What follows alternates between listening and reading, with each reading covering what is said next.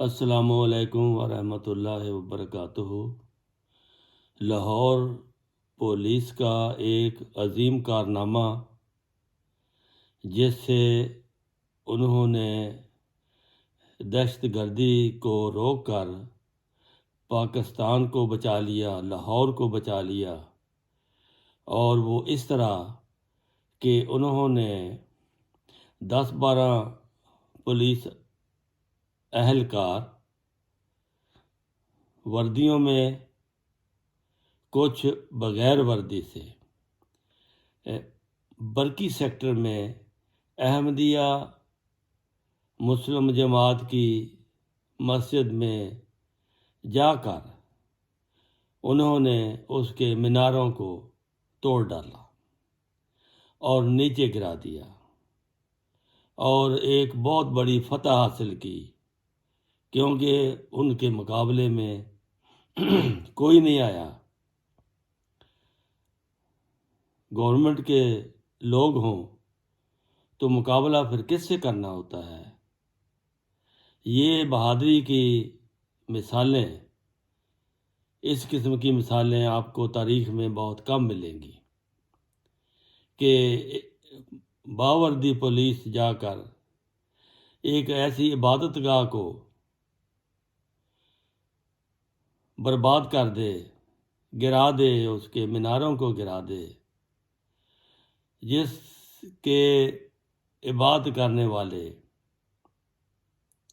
فتنے کو کم کرنے کا، فتنے کو ختم کرنے کا دعویٰ کرتے ہیں، اور امن کی بات کرتے ہیں، پیار کی بات کرتے ہیں، ایک دوسرے کے ساتھ محبت سے پیش آنے کی بات کرتے ہیں،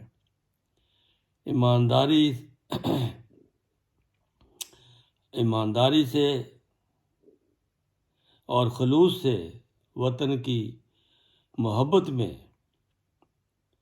وہ اپنی پوری کوششیں کرتے ہیں۔ ایسے لوگوں کو اس لیے سزا دی جاتی ہے کہ وہ بولتے کیوں نہیں ہیں۔ ان کی مسجدوں کو گرا کر یہ پھر جشن مناتے ہیں، میناروں کو گرا کر پھر ایک فاتح کی حیثیت سے آتے ہیں اور جشن مناتے ہیں، اور آدھی رات کو جا کر تقریباً 1 بجے، جب کہ دنیا ساری سوئی ہوتی ہے، خدا کے گھر کو اس طرح گرانا،